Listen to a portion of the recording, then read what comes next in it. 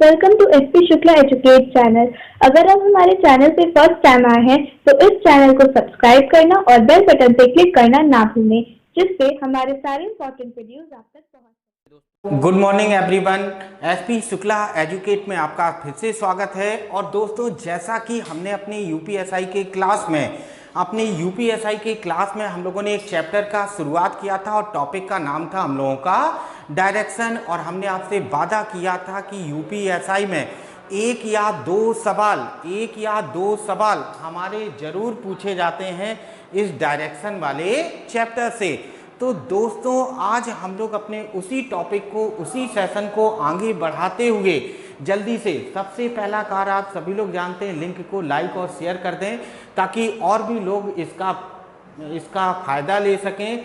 तो दोस्तों, जैसा कि डायरेक्शन में हम लोग अपने पिछली क्लास में पढ़े थे, हम लोगों ने जाना था दुनिया में 4 दिशाएं, ये वाली दिशा कहलाती है पूरब और ये वाली दिशा कहलाती है हमारी पश्चिम।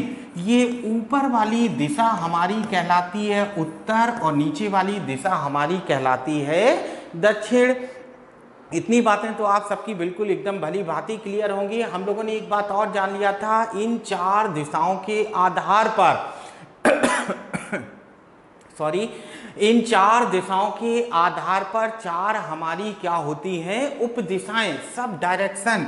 बिल्कुल यहाँ जरा ध्यान दीजिए, ये 4 हमारी क्या हो जाती हैं, उप दिशाएं, यानी कि सब डायरेक्शन। अब आप जानते हैं उप दिशाओं में ये वाली उप दिशा हमारी क्या कहलाती है, उत्तर पूर्व। ये कहलाएगी हमारी उत्तर पूर्व और ये कहलाती है हमारी दक्षिण पूर्व। अच्छा, इसी प्रकार देखो, ये कहलाएगी हमारी दक्षिण पश्चिम और ये कहलाती है हमारी उत्तर पश्चिम। तो चलो दोस्तों, हम आपसे चर्चा कर रहे थे दुनिया में 4 दिशाएं, पूरब पश्चिम उत्तर दक्षिण, और इन्हीं के आधार पर 4 हमारी उप दिशाएं, उत्तर पूर्व, दक्षिण पश्चिम और उत्तर पश्चिम। एक बात और जाना था हम लोगों ने अपने पीछे के सेशन में, जिनका पीछे का क्लास छूट गया है, प्लीज उनसे रिक्वेस्ट है कि इस क्लास को पढ़ने के साथ साथ वो पीछे वाले क्लास को जरूर पढ़ें। वहाँ हमने आपको बहुत सी बेसिक कॉन्सेप्ट बताए थे। तो हम आपसे चर्चा कर रहे थे दो दिशाओं के बीच में अर्थात उत्तर और पूरब के बीच में कितनी डिग्री का कोण बनता है, 90 डिग्री। यानी 2 दिशाओं के बीच में हमारा कोण कितने अंश का बनता है, 90 अंश का। इसी प्रकार एक दिशा और एक उपदिशा के बीच में कोण कितने अंश का, 45 अंश का। और 2 उपदिशाओं के बीच में हमारा कोण कितने अंश का बनता है, 90 अंश का। तो देखो, ये तो था अपने पिछले क्लास का हिस्सा। पिछली क्लास में हम लोगों ने ये सब जाना था और 2-3 सवालों को भी बनाए थे हम लोग, जो हमारे डायरेक्शन बेस्ड और सब डायरेक्शन बेस्ड थे। आज अपने डायरेक्शन के हिस्से में हम लोग लेकर आए हैं तीसरा पार्ट, मैथमेटिकल इक्वेशन बेस्ड, गणितीय समीकरण पर आधारित। और गणितीय समीकरण के बारे में हमने आपसे थोड़ा सा चर्चा भी किया था पिछले सेशन में। पिछली क्लास में हम लोग यहाँ पर थोड़ी सी चर्चा किए थे कि गणितीय समीकरण पर हमसे किस किस टाइप के सवाल पूछे जाते हैं और क्या क्या हम लोग यहाँ पर पढ़ेंगे।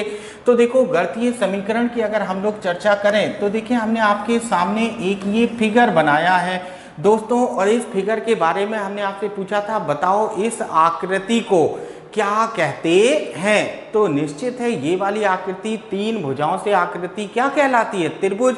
और अगर त्रिभुज में भी आपसे पूछें कि बताओ बेटा ये कौन सा त्रिभुज है, तो आपका आंसर होगा सर समकोण त्रिभुज। और समकोण त्रिभुज की अगर पहचान की बात करें तो जहां पर 90 अंश का कोण बनता है, उसके ठीक सामने वाली भुजा हमेशा कर्ण होती है। और इसी को हम लोग कहते हैं हाइपोटेन्यूस। इंग्लिश में ये लंबाई वाली रेखा हमारी कहलाती है लंब यानी कि परपेंडिकुलर, और ये वाली भुजा हमारी कहलाती है आधार, जिस पर त्रिभुज रखा है, टिका है, यानी कि बेस। तो देखें, कर्ण, लंब और ये आधार, इतनी बातें तो क्लियर हैं। ये चीजें तो हम लोगों ने पिछले सेशन में जाना था।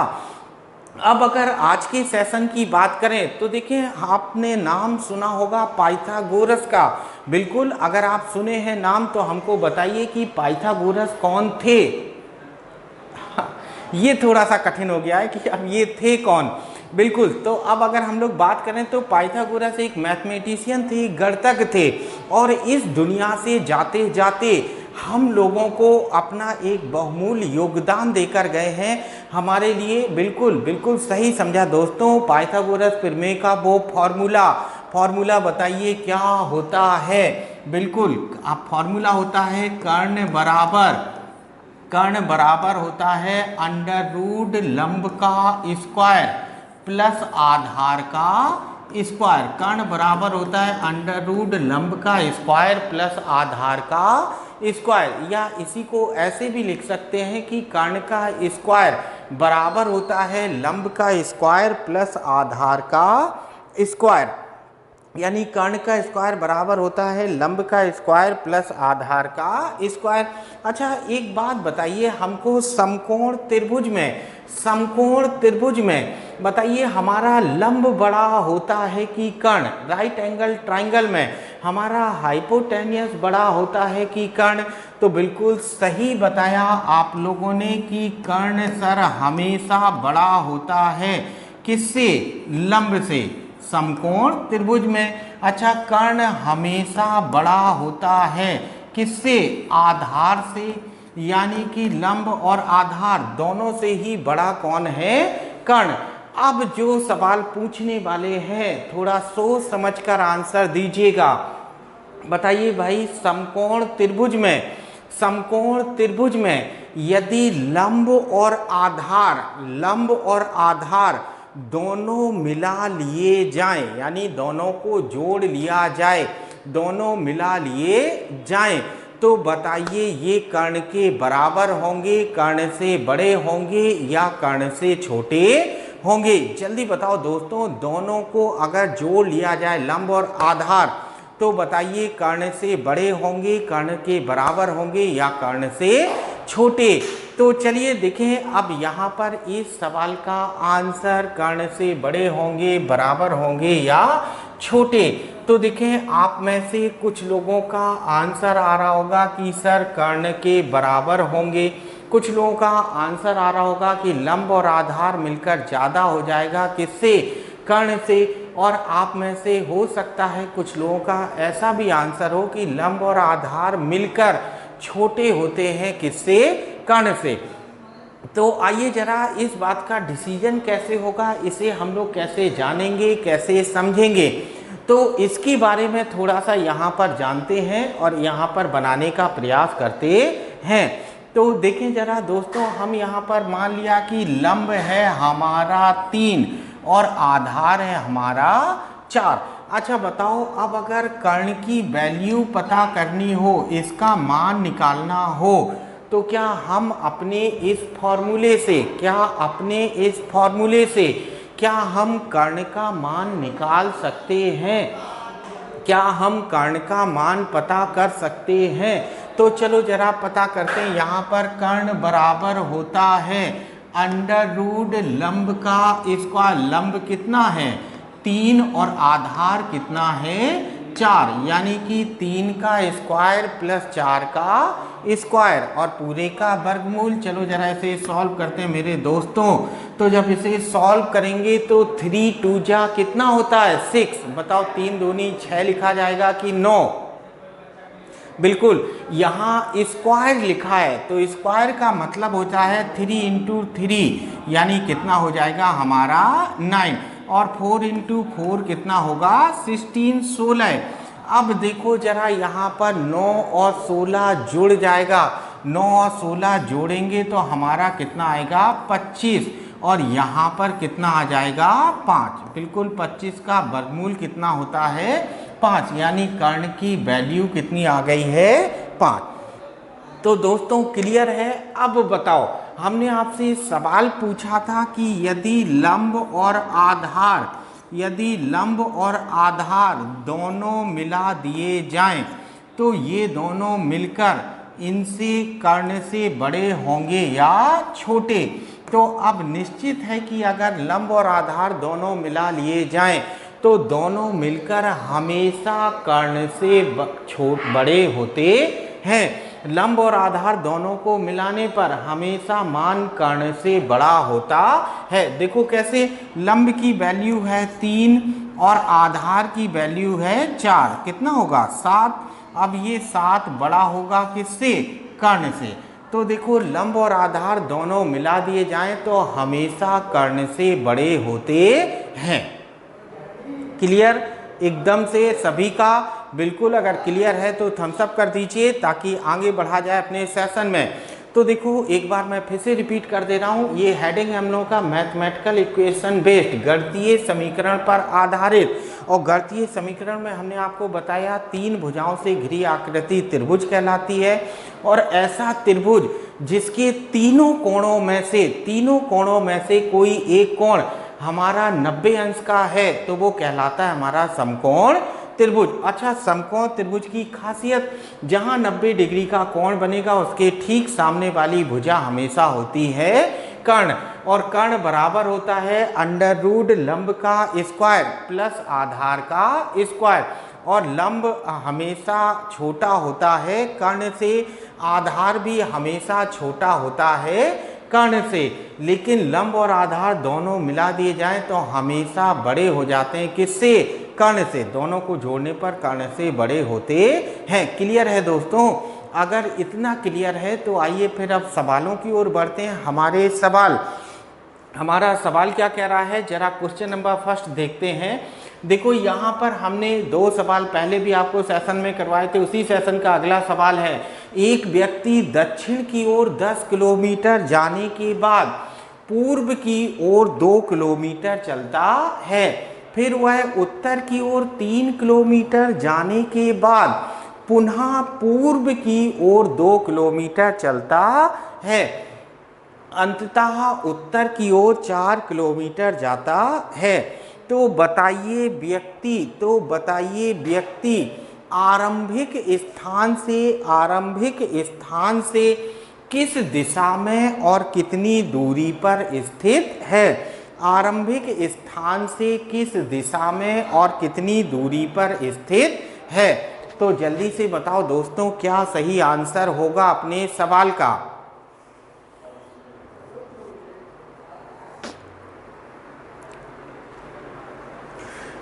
तो जल्दी जल्दी कोशिश करिए और हमें आंसर कमेंट में आप जरूर दीजिए कि क्या सही आंसर आएगा अपने सवाल का। चलें तो दोस्तों बनाते हैं, कोशिश करते हैं इस सवाल को कि कैसे इस सवाल को हम लोग यहाँ पर बनाएंगे। तो चलिए जरा इस सवाल पर हम लोग प्रयास करते हैं अपना। तो कह रहा है एक व्यक्ति दक्षिण की ओर, चलो मेरे दोस्तों यहाँ देखो दुनिया में 4 दिशाएं, ये वाली दिशा होती है पूरब और ये वाली दिशा होती है हमारी पश्चिम, ये ऊपर वाली दिशा होती है हमारी उत्तर, बिल्कुल ठीक, ऊपर वाली उत्तर और नीचे वाली दिशा होती है दक्षिण। ये देखें दुनिया में 4 दिशाएं, पूरब पश्चिम उत्तर दक्षिण। अब देखो सवाल कह रहा है एक व्यक्ति दक्षिण की ओर, यानी वो कहाँ चलता है, दक्षिण की ओर। अभी दक्षिण दिशा ऊपर की नीचे, बिल्कुल ठीक कहा आपने, दक्षिण दिशा कहाँ होती है, नीचे। तो देखो जरा हमने मान लिया कि पहले वो पर्सन यहाँ खड़ा था, अब दक्षिण की ओर जाता है और कितना जाता है 10 किलोमीटर। हमने ये चला दिया इसे दक्षिण की ओर 10 किलोमीटर। जाने के बाद पूर्व की ओर 2 किलोमीटर चलता है, पूरब की ओर 2 किलोमीटर चलता है, पूरब की ओर 2 किलोमीटर चलता है। अच्छा बताओ अब पूरब की ओर जाएगा और कितना जाएगा 2 किलोमीटर। बताओ पूरब दिशा दाहिने हाथ की ओर होती है कि बाएं हाथ की ओर, बिल्कुल सही पहचाना, पूरब दिशा हमेशा दाहिने हाथ की ओर होती है। अच्छा पूरब की ओर कितना चलता है 2 किलोमीटर। तो जरा ध्यान दीजिए हमने ये चला दिया है पूरब की ओर और कितना हो गया है 2 किलोमीटर। अच्छा सवाल में फिर आगे कह रहा है फिर वह उत्तर की ओर कितना जाता है 3 किलोमीटर। अब बताओ भाई, उत्तर की ओर जाएगा तो ऊपर की नीचे, बिल्कुल सही, उत्तर दिशा ऊपर होती है तो उत्तर की ओर कितना जाएगा, 3 किलोमीटर। हमने ये चला दिया इसे उत्तर की ओर 3 किलोमीटर। अच्छा, सवाल कह रहा है पुनः पूर्व की ओर 2 किलोमीटर जाता है। फिर से पूरब की ओर कितना जाता है, 2 किलोमीटर। तो चलो भाई, अब पूरब की ओर फिर से चला देते हैं इसे 2 किलोमीटर। तो अब देखो भाई, यहाँ पर है व्यक्ति, यहाँ से पूरब की ओर चला है 2 किलोमीटर। क्लियर। अब सवाल में कह रहा है अंततः उत्तर की ओर 4 किलोमीटर जाता है। देखो ये 4 लिखा है, 4, उत्तर की ओर 4 किलोमीटर जाता है। अच्छा बताओ, अब उत्तर दिशा ऊपर की नीचे, बिल्कुल ठीक, उत्तर कहाँ, हमेशा ऊपर, रट लिए हैं। उत्तर की ओर 4 किलोमीटर चलता है, ये चला दिया। अब बताओ लास्ट में वो पर्सन यहाँ आकर खड़ा है। अच्छा देखो, सवाल हमसे कह रहा है तो बताइए व्यक्ति आरंभिक स्थान से किस दिशा में। तो चलो मेरे भाई, आरंभिक स्थान से 4 दिशाएं बनाते हैं। अब ये वाला ईस्ट, ये साउथ, ये वेस्ट और ये होता है नॉर्थ। अब आरंभिक स्थान से कौन सी दिशा होगी, ये जल्दी से बताइए।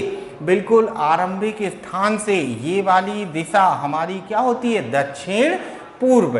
तो देखो दिशा तो आ गई है दक्षिण पूर्व। क्लियर, दिशा हो गया है हमारी दक्षिण पूर्व। अब हमसे लेकिन दिशा के अलावा हमसे दूरी भी तो पूछ रहा है।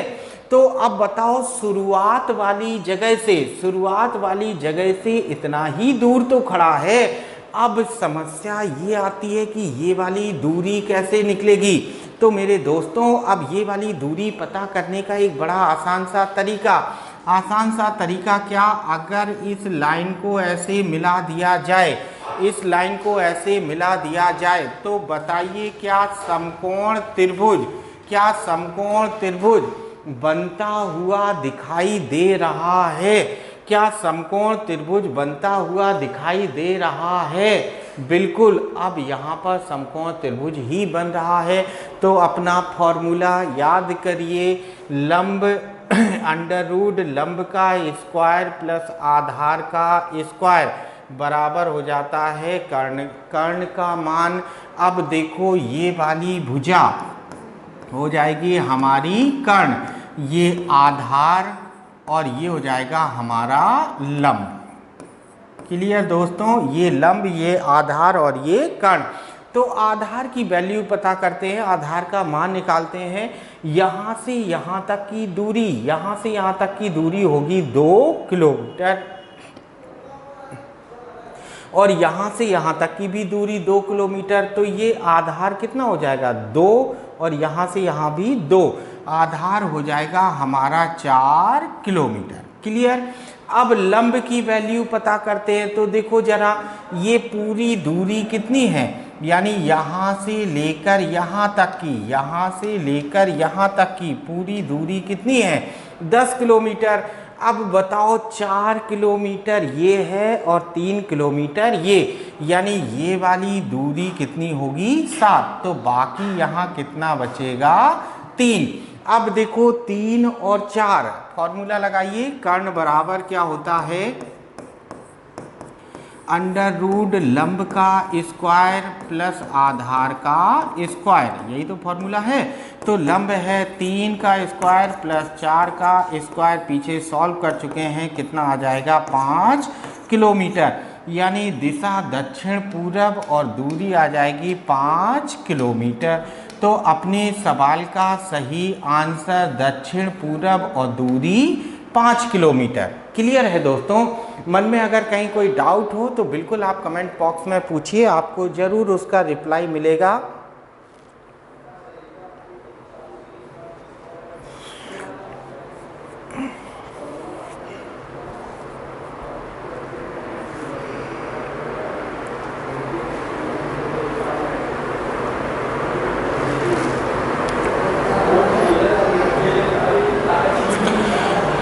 चलें फिर तो आइए आगे बढ़ते हैं अब अपने नेक्स्ट सेशन पे नए सवाल के साथ।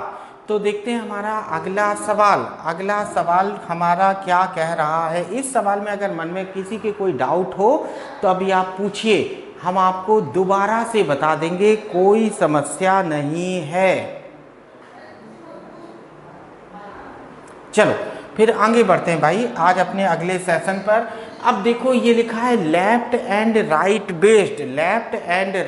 बेस्ड, दाएं और बाएं मुड़ने पर आधारित, लेफ्ट एंड राइट बेस्ड। तो अब लेफ्ट एंड राइट के सवालों को बनाने का एक बड़ा ही आसान सा कॉन्सेप्ट होता है। और कॉन्सेप्ट क्या होता है, पहले हम लोग कॉन्सेप्ट की चर्चा करते हैं। तो देखो अगर हम लोग कॉन्सेप्ट की चर्चा करें लेफ्ट एंड राइट बेस्ड की, तो हमारा कॉन्सेप्ट क्या हो जाता है, जरा उसके बारे में देखें। डायरेक्शन में दाहिने मुड़ने के लिए या दाहिने जाने के लिए हमेशा हम लोग चलते हैं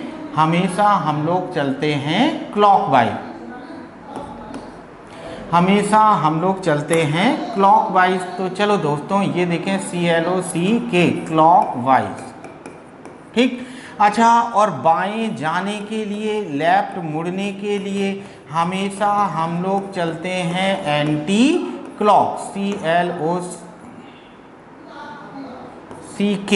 चलो भाई, यानी दाहिने जाने के लिए हमेशा क्लॉक घड़ी के अनुसार और बाएं जाने के लिए हमेशा एंटी क्लॉक यानी घड़ी के विपरीत। क्लियर है इतनी सी बात। तो अब देखो आप सबने अपने जीवन में घड़ी को घूमते हुए देखा होगा, देखें कि नहीं। चलो अब अगर आप सबने अपने जीवन में घड़ी को घूमते हुए देखा है तो मेरे दोस्तों बताओ आपने कहाँ देख लिया घड़ी को घूमते हुए। घड़ी नहीं घूमती है, केवल घड़ी में जो समय बताने वाली निडल्स लगी होती हैं बस वही अपनी जगह पर मूव करती हैं। केवल घड़ी में जो समय बताने वाली सुइयां लगी हैं बस वही अपनी जगह से मूव करती हैं। तो हम जानते हैं घड़ी की सुइयां ऐसे ही तो घूमती हैं ना। तो अब देखो अगर कोई पर्सन ऐसे घूमने लगा तो हम कहते हैं कि वो कैसे घूम रहा है, क्लॉकवाइज, ठीक, घड़ी के अनुसार। और मान लीजिए कभी उसका बहुत मन किया ऐसे ऐसे घूमेंगे तो ये कैसे घूम रहा है, एंटी क्लॉक। क्लियर। तो ये कैसे घूम रहा है, एंटी क्लॉक। तो अगर कोई घड़ी के अनुसार घूम रहा है तो हम कहते हैं क्लॉकवाइज, घड़ी के अनुसार। और अगर उल्टा घूमने लगे तो हम कहते हैं एंटी क्लॉक। इतनी बातें तो क्लियर हैं। अब देखो इस कॉन्सेप्ट का यूज़ कैसे होता है, डायरेक्शन में कैसे हम लोग प्रयोग करते हैं। देखो ये लेफ्ट एंड राइट का कॉन्सेप्ट क्यों समझना इतना ज़रूरी है, उसका रीज़न जान लें। आप में से कई लोग क्या होता है, जब सवाल आता है जैसे ये सवाल का, एक स्त्री एक बिंदु से चलती है, तो उस स्त्री की जगह अपने आप को इमेजिन कर लेते हैं कि अब हम चल रहे हैं और 15 मीटर अब हम दक्षिण की ओर गए, फिर अब हमारा बायां हाथ इस तरफ होगा, दाहिना हाथ इस तरफ होगा। तो बेटा मैं ये नहीं कह रहा हूँ कि गलत है आपका, बस इतना कहना चाह रहे हैं कि इस कॉन्सेप्ट में गलत होने की संभावना ज़्यादा होती है। और जब परीक्षा का प्रेशर होता है, आप एग्जाम हॉल में होते हैं, तो और संभावनाएं ज़्यादा हो जाती हैं गलत होने की। तो आप थोड़ा धैर्य बनाए रखें। आज आपको ऐसे कॉन्सेप्ट मिलने वाले हैं जो आपकी लाइफ में, आपकी स्टडी में एकदम से परिवर्तन ले आएगा। डायरेक्शन टेस्ट में आप डायरेक्शन के सवालों को बनाने में आपका पूरा नज़रिया बदल जाएगा कि ऐसे भी होता है, ऐसे भी बनाए जाते हैं, जहां गलती की कोई संभावना नहीं, एकदम जीरो लेवल से हम लोग चल रहे हैं। आइए, तो अब हमने आपसे यहाँ पर चर्चा कर लिया क्लॉक और एंटी क्लॉक की, यानी दाहिने जाने के लिए क्लॉक और बाएं जाने के लिए एंटी क्लॉक। सोचिए अगर आप ये वाली दिशा में जा रहे हैं, अब अगर आपको दाहिने मुड़ना हो, आपको दाहिने जाना हो, तो दाहिने मुड़ना हो तो हम घड़ी के दो एरो बना लेंगे। एक एरो ये बनाया और एक एरो ये, यानी घड़ी की दो निडल बना लेंगे। बताओ ऊपर वाली निडल घड़ी के अनुसार मूव कर रही है कि नीचे वाली? बिल्कुल सही पहचाना, नीचे वाली घड़ी के अनुसार, ऊपर वाली घड़ी के विपरीत। तो नीचे वाली राइट जाने के लिए नीचे की ओर जाएंगे, यहाँ थोड़ा ध्यान दीजिए, और लेफ्ट जाने के लिए कहाँ जाएंगे, ऊपर की ओर। क्लियर है। अच्छा मान लो अगर आप ऐसे जा रहे हैं तभी क्या करेंगे, तो एक घड़ी की निडिल ये और एक घड़ी की निडिल ये। अच्छा बताओ, अब आपको दाहिने मुड़ना है, अब आपको दाहिने मुड़ना है, तो दाहिने मुड़ना है तो ये घड़ी के अनुसार घूम रही है, तो ये होगा राइट और ये हो जाएगा लेफ्ट। क्लियर। अच्छा मान लीजिए अगर आप ऐसे जा रहे हो तब क्या करेंगे, तो देखो घड़ी की दो निडिल ये बना दिया मैंने बाहर की ओर। हम लोग जब भी निडिल बनाते हैं हमेशा बाहर की ओर, अंदर की ओर नहीं, अंदर की ओर गलत हो जाएगा। निडिल हमेशा बाहर की ओर बनाते हैं। हम जिस डायरेक्शन में जा रहे हैं निडिल हमेशा बाहर की ओर बनाई जाती हैं। तो चलो अब यहाँ पर बताओ, ये वाली निडिल हमारी घूम रही है दाहिने यानी कि राइट, और ये एंटी क्लॉक यानी कि लेफ्ट। क्लियर दोस्तों। अब मान लो अगर आप ऐसे जा रहे हो तब क्या करेंगे, तो अब अगर ऐसे जा रहे हैं तो दो निडिल यहाँ भी, एक ये और एक ये बनाया। अब ये वाली निडिल लेफ्ट यानी कि, और ये वाली निडिल राइट। क्लियर है। अब मान लीजिए आप किसी भी डायरेक्शन में जा रहे हो, आपकी एनीबडी कोई भी डायरेक्शन हो, ये अगर डायरेक्शन है तो एक निडिल ये, एक निडिल ये। ठीक। तो देखो हमने ये बना दिया, ये अब ऊपर वाला हमारा लेफ्ट हो जाएगा और ये वाला हो जाएगा हमारा राइट। क्लियर है। मन में किसी के कोई डाउट नहीं। तो अगर डाउट नहीं है तो आइए जरा अब यहाँ अपने कॉन्सेप्ट पर आगे बढ़ते हैं और देखते हैं।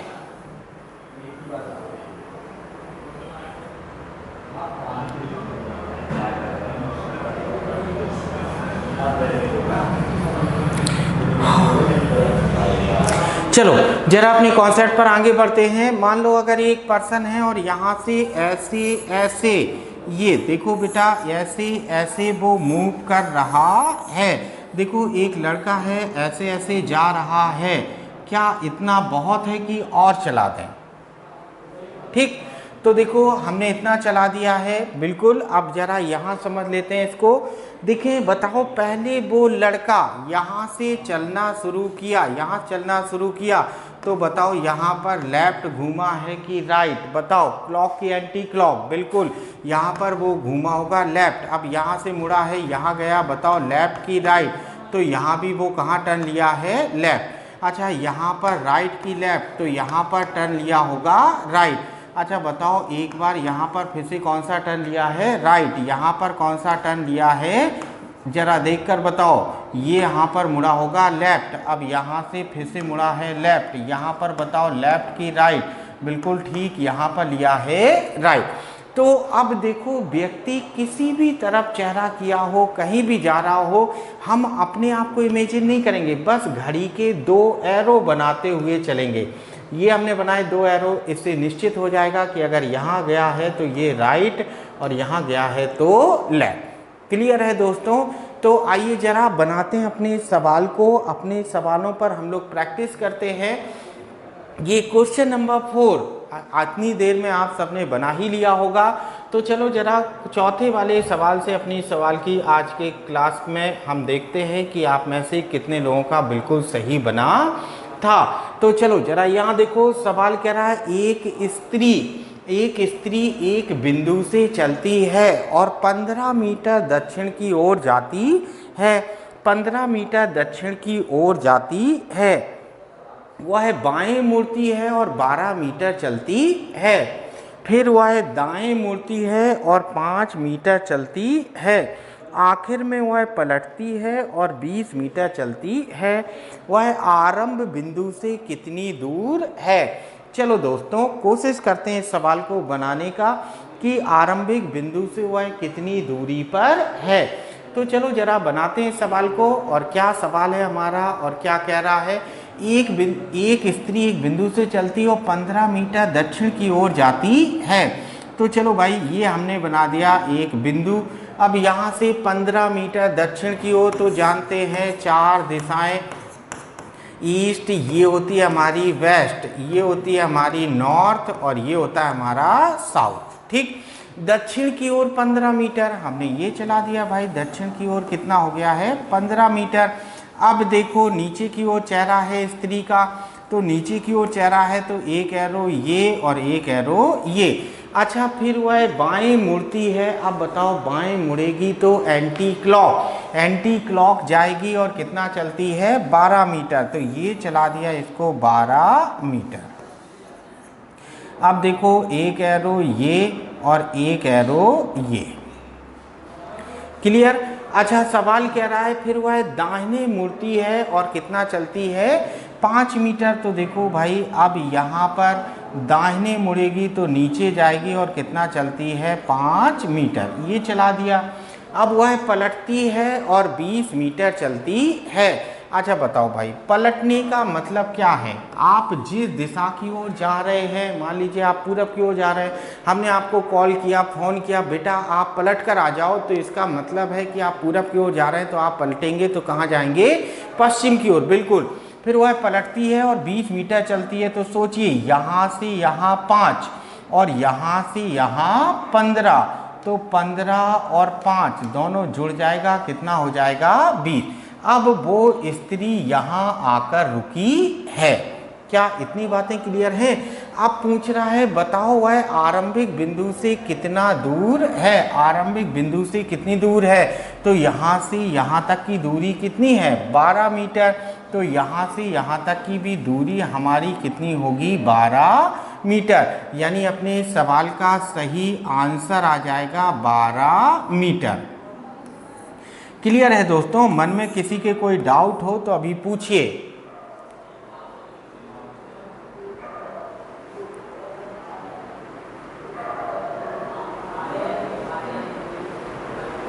तो आगे बढ़ जाएं, आइए जरा आगे बढ़ते हैं अपनी क्लास में और देखते हैं अपने नए सवाल की ओर। हमारा नया सवाल क्या कह रहा है, तो चलो जरा नेक्स्ट क्वेश्चन की ओर बढ़ जाते हैं हम लोग। हमारा अगला सवाल देखो, निशा अपने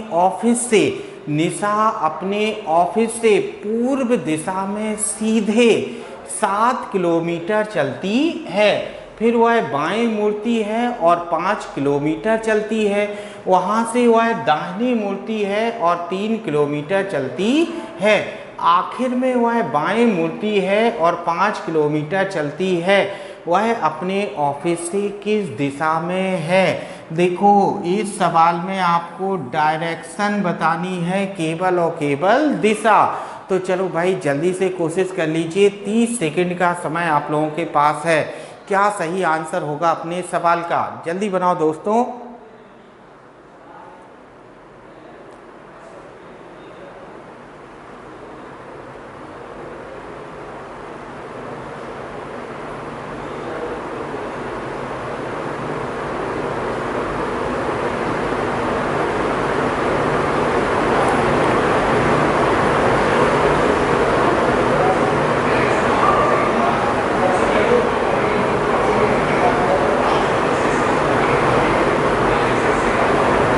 चलो आइए बनाते हैं भाई। कह रहा है निशा अपने ऑफिस से पूर्व दिशा में सीधे 7 किलोमीटर चलती है। हमने मान लिया कि निशा पहले यहाँ खड़ी थी, अब सीधे 7 किलोमीटर जाती है, तो देखो ये चला दिया सीधे 7 किलोमीटर, ये कितना हो गया है 7 किलोमीटर। अच्छा सवाल कह रहा है फिर वह बाएं मुड़ती है। अच्छा बताओ भाई, अब बाएं मुड़ना है तो ऊपर की ओर जाएगी कि नीचे की ओर? बिल्कुल, बाएं मुड़ने के लिए हमेशा एंटी क्लॉक, और एंटी क्लॉक का मतलब ऊपर की ओर, तो बाएं मुड़ती है और कितना चलती है 5 किलोमीटर। तो देखें जरा, हमने ये चला दिया इसको 5 किलोमीटर, ठीक क्लियर। अभी देखो 2 एरो ये बना दिया क्योंकि अभी भी लेफ्ट राइट मुड़ना है। वहाँ से दाहिने मुड़ती है, अब कहाँ मुड़ती है दाहिने मुड़ती है और 3 किलोमीटर चलती है। तो चलो देखो ये दाहिने मूव कर गई और कितना चली है 3 किलोमीटर, ये हो गया। अच्छा आखिर में वह बाएं मुड़ती है और 5 किलोमीटर चलती है, तो बाएं मूव करेगी और कितना चलती है 5 किलोमीटर। अब बताओ निशा अंत में यहीं तो खड़ी होगी, यहाँ खड़ी है। अब हमसे पूछा है बताइए वह अपने ऑफिस से, तो ऑफिस तो उसका यहीं पर था, यहीं से चलना शुरू किया था।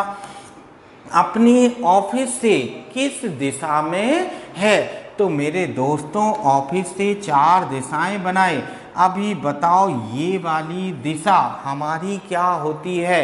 दाहिने हाथ की ओर है और ऊपर की ओर, तो दिशा क्या हो जाएगी? उत्तर पूर्व। उत्तर पूर्व, बिल्कुल ठीक। North east, north east direction क्या होगी? नॉर्थ ईस्ट, उत्तर पूर्व। क्या इतनी बातें क्लियर हैं? दिशा हो गई है उत्तर पूर्व यानी कि नॉर्थ ईस्ट। क्लियर है? मन में कहीं कोई कंफ्यूजन?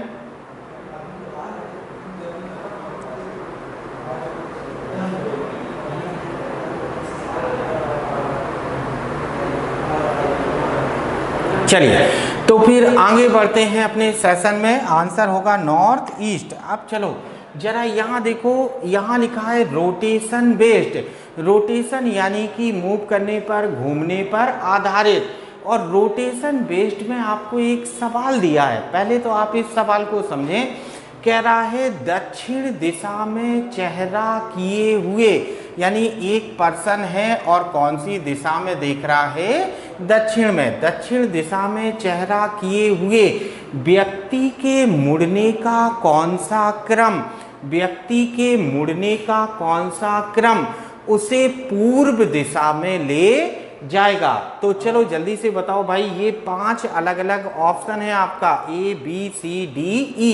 अब जरा इन ऑप्शन को देखें। यहाँ पर L का मतलब है लेफ्ट, लेफ्ट यानी कि बाएं। ये देखो ये हो गया L का मतलब लेफ्ट। R का मतलब है यहाँ पर राइट, राइट अर्थात दाहिने। देखो ये लिख दिया है दाहिने। क्लियर? तो देखें L का मतलब लेफ्ट यानी बाईं ओर, R का मतलब राइट अर्थात दाहिनी ओर। यानी देखो पहला ऑप्शन दिया है कि वह पहले बाएं मुड़ता है, फिर दाहिने मुड़ता है, फिर से बाएं मुड़ता है, फिर से दाहिने मुड़ता है, फिर से बाएं मुड़े, फिर से दाहिने मुड़े, फिर बायां और फिर दाहिना। जब वो इतना मुड़ेगा तो अपने आप को क्या पूरब दिशा में जाते हुए पाएगा कि पूरब दिशा में ले जाएगा क्या वो अपने आप को?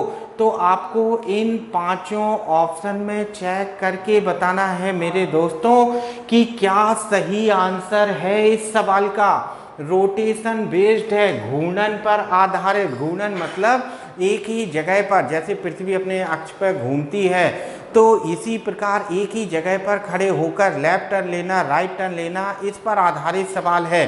तो जल्दी से बनाइए क्योंकि हम आप लोगों से कॉन्सेप्ट की बात करने वाले हैं और डायरेक्शन के हर सवाल में एक बेहतरीन सा कॉन्सेप्ट क्लियर हो जाएगा तो डायरेक्शन के सवाल कभी भी गलत नहीं होंगे।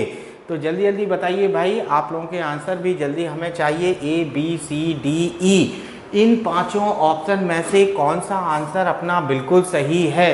जल्दी जल्दी कोशिश कर लीजिए इन 5 में क्या सही होगा। तो चलिए जरा यहाँ पर हमने आपसे कॉन्सेप्ट की बात किया है, तो अब अगर कॉन्सेप्ट की हम आपसे चर्चा करें तो देखो जरा एक बड़ा ही आसान सा कॉन्सेप्ट होता है। आसान सा कॉन्सेप्ट क्या होता है जरा यहाँ देख लें। देखें यहाँ पर एक बार लेफ्ट मुड़ना और फिर एक बार राइट मुड़ने का मतलब क्या होता है? 0। अब समस्या ये है कि एक बार लेफ्ट मुड़ना और एक बार राइट मुड़ने का मतलब क्या होता है? हमारा 0। अब ये लेफ्ट और राइट क्या होता है? मान लीजिए जैसे मैं आपकी ओर देख रहा हूँ तो आप सब कहाँ देख रहे होंगे? हमारी ओर। आपका फेस होगा नॉर्थ में और हमारा फेस है आपके अपोजिट देख रहा हूँ तो साउथ में। तो देखो ये है हमारा लेफ्ट हैंड, हालांकि इस तरफ आपका राइट होगा लेकिन मैं आपके अपोजिट में हूँ। तो ये है हमारा लेफ्ट हैंड और ये है हमारा राइट हैंड। अब आपने कहा कि सर एक बार लेफ्ट घूम जाइए, एक बार बाईं ओर घूम जाइए। तो सोचिए जरा, जब मैं एक बार बाईं ओर मुड़ूंगा, एक बार हम बाईं ओर घूमेंगे, तो जब मैं एक बार बाईं ओर घूमूंगा तो अब हमारा फेस होगा इस तरफ, यानी कि पूरब की ओर हमारा फेस हो जाएगा इस तरफ। अब आपने कहा नहीं नहीं सर थोड़ा सा गड़बड़ हो गया, अब आप दाहिनी ओर घूम जाइए। तो मेरे दोस्तों लेफ्ट हैंड तो यही है ना, मुझे राइट घूमना है। तो जब मैं राइट घूमूंगा तो बताओ क्या मैं अपनी सेम पोजीशन में, यानी पहले भी आपकी ओर देख रहा था, अभी भी कहाँ देख रहा हूँ, आप ही की ओर, तो क्या अब मैं अपनी सेम पोजीशन में फिर से वापस आ गया। तो यहाँ इस बात को एक बार फिर से जाने, हमने आपको बताया कि अगर मैं आपकी ओर देख रहा हूँ, एक बार लेफ्ट घूमूंगा चेहरा इस तरफ होगा, अब मैं उसके बाद राइट घूमूंगा तो अब चेहरा हो जाएगा फिर से आपकी तरफ। यानी एक बार लेफ्ट मुड़ना और एक बार राइट मुड़ने का मतलब क्या होता है, जीरो, मतलब घूमने की ज़रूरत ही नहीं है। एक बार लेफ्ट और एक बार राइट का मतलब हमारा क्या होता है, जीरो, हमें घूमने की कोई आवश्यकता है ही नहीं। तो चलो इसी प्रकार देखें, एक बार राइट और एक बार लेफ्ट टर्न लेने का मतलब भी क्या होता है, जीरो। एक बार राइट मुड़ना और उसके बाद एक बार लेफ्ट मुड़ने का मतलब क्या होता है, जीरो। क्लियर है। देखो एक बार राइट, मेरा राइट हैंड ये है, आपकी ओर देख रहा हूँ, मैं टर्न हो गया। अब आपने कहा सर लेफ्ट टर्न हो जाइए, तो मैं एक बार लेफ्ट टर्न हो जाता हूँ, तो फिर से सेम पोजीशन। क्लियर। तो एक बार राइट और एक बार लेफ्ट का मतलब क्या होता है, जीरो। क्लियर है। तो आइए जरा आप अपने इस सवाल को बनाते हैं अपने इसी तरीके से कि क्या सही आंसर होगा। अच्छा बताओ भाई, दक्षिण की ओर पर्सन देख रहा है, दक्षिण दिशा कहाँ होती है, नीचे। अब बताओ पहली बार वो लेफ्ट मुड़ता है, सोचिए जब फर्स्ट टाइम वो लेफ्ट मुड़ेगा तो वो पर्सन यहाँ से लेफ्ट मुड़ने पर वो यहीं तो पहुँचेगा, कौन सी दिशा में पहुँच जाएगा, पूरब में। फिर अब वो राइट मुड़ता है तो सोचिए यहाँ से वो वापस फिर से आ गया है जहाँ के तहाँ, तो यानी दक्षिण का दक्षिण रहा। तो एक बार लेफ्ट और एक बार राइट का मतलब क्या हो गया है, जीरो। इसी प्रकार एक लेफ्ट एक राइट जीरो, एक लेफ्ट एक राइट जीरो, एक लेफ्ट एक राइट जीरो, यानी पहले भी दक्षिण में था, लास्ट में भी वो कहाँ रहेगा, दक्षिण में। क्लियर है दोस्तों। एक बार राइट और एक बार लेफ्ट, एक बार लेफ्ट मुड़ता है एक बार राइट मुड़ता है तो जीरो हो जाता है। इसी प्रकार एक राइट एक left, right left right left right left zero, यहाँ भी आंसर होगा दक्षिण का दक्षिण। इतना भी क्लियर है। अच्छा अब देखो जरा, यहाँ पर 3 टाइम्स लेफ्ट लिखा है और 3 टाइम्स राइट, तो एक लेफ्ट से एक राइट कैंसिल, एक लेफ्ट से एक राइट कैंसिल, एक लेफ्ट से एक राइट कैंसिल, यहाँ भी दिशा क्या रहेगी, दक्षिण। क्लियर है। अब जरा देखो लेफ्ट राइट जीरो जीरो अब यहाँ पर 3 बार लेफ्ट लिखा है, तो चलो जरा यहाँ पर 3 बार लेफ्ट पहले टर्न कर लेते हैं तो चलिए भाई यहाँ पर 3 बार लेफ्ट टर्न करते हैं। तो जब पहली बार लेफ्ट टर्न होगा तो वो यहाँ पहुँचेगा, दूसरी बार लेफ्ट टर्न होगा तो वो यहाँ से यहाँ पहुँच गया, देखो एक लेफ्ट फिर लेफ्ट, और जब वो तीसरी बार लेफ्ट टर्न करेगा तो वो आ जाएगा यहाँ। अब ये वाली दिशा क्या होती है, पश्चिम। बताओ उसे पूरब में जाना था कि पश्चिम में, तो इसमें वो कहाँ पहुँच गया है, पश्चिम में, यानी ऑप्शन नंबर 4 ये भी हमारा गलत है। अब देखो राइट लेफ्ट जीरो, अब 3 टाइम्स राइट लिखा है, तो चलो जरा 3 बार राइट मूव करके देखते हैं। अब 3 बार हम लोग राइट मूव करके देखते हैं। दक्षिण की ओर देख रहा था, पहली बार राइट मुड़ेगा यहाँ से यहाँ पहुँचेगा, दूसरी बार राइट मुड़ेगा तो पहुँचेगा यहाँ पर, ठीक ये हो गया। और जब तीसरी बार राइट मुड़ेगा तो यहाँ से यहाँ ये हो गया, और ये वाली दिशा क्या होती है, पूरब। तो उसे पूरब में जाना था, तो ऑप्शन नंबर 5 ई वाला हमारा बिल्कुल सही होगा। क्या कॉन्सेप्ट क्लियर हुआ ये लेफ्ट राइट टर्न होने का? यानी हम लोगों ने जाना एक बार लेफ्ट मुड़ना और फिर एक बार राइट मुड़ने का मतलब जीरो, 2 बार एक बार राइट मुड़ना और एक बार लेफ्ट मुड़ने का मतलब भी जीरो। अच्छा एक बात बताओ दोस्तों, बताइए 4 बार लगातार 4 बार लेफ्ट मुड़ने का मतलब क्या होगा? 4 बार लेफ्ट का मतलब भी क्या होता है? जीरो। 4 बार राइट का मतलब भी क्या होता है? जीरो। यानी दोनों क्या हो जाएंगे हमारे? जीरो। बस